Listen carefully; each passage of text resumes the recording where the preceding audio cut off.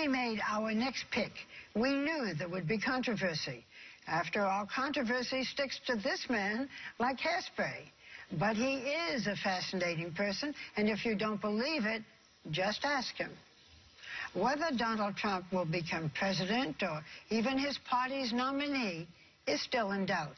What isn't in doubt is that some of the things he has said over the past 6 months have framed this election so far and may ultimately decide it. Donald Trump talks a lot about winning. He's a winner. We will have so much winning if I get elected that you may get bored with winning. And he wants America to be a winner. We need somebody that can take the brand of the United States and make it great again. And this year, that message resonated. Did you just wake up one day and say, I'd like to be president? I look at what's happening with at the stupidity of our leadership. I look at the decisions that are made that are so bad, and I just felt I had to do it. There are up to 7 million Muslim Americans. Do you regret at all your proposed ban on Muslims coming to America? Not at all. First of all, it's not a ban long term. This country, our country, has to get its act together. One thing I have to say, I have tremendous friendships in the Muslim community, tremendous relationships. They're great people, but we have to get smart. And the people that I know in the Muslim community agree with me. Are you a bigot? Not at all. Probably the least of anybody you've ever met. There was a recent mass shooting in San Bernardino.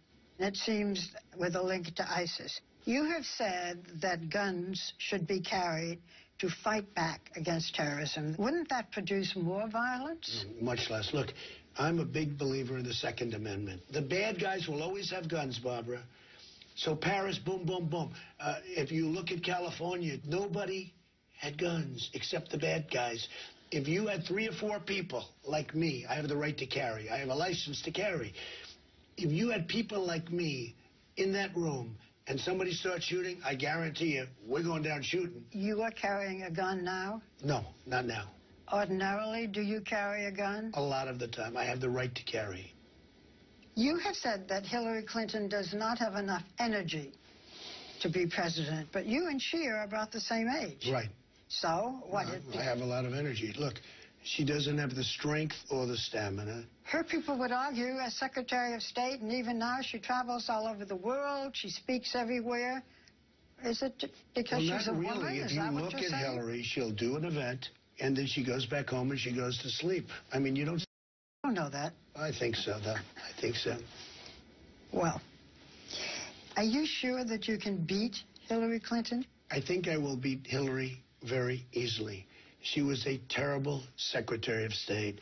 The world blew up around her. I'm leading in the polls, and I think I'll beat her. You have said that if you don't win the presidency, this is all a waste of time. Correct. If I don't win, I wasted my time. It's all about winning, because I won't be able to put my ideas into play. Politicians, I've dealt with them all my life, they don't have it. They will never be able to straighten out China. We're losing, in terms of trade imbalance, $400 billion a year with China. They can't do anything about it. I know exactly how to solve the problem. If you lose the Republican nomination, are you a loser? Certain way, yeah. Hate to say it. If I lost the nomination, yeah, I guess I'd call myself a loser. I've never said that about myself before. Look, I want to win. I want to make America great again. If I lose the nomination, not so good. Let's say you become the president. When you leave office, in one word, what would you like your legacy to be? A victory.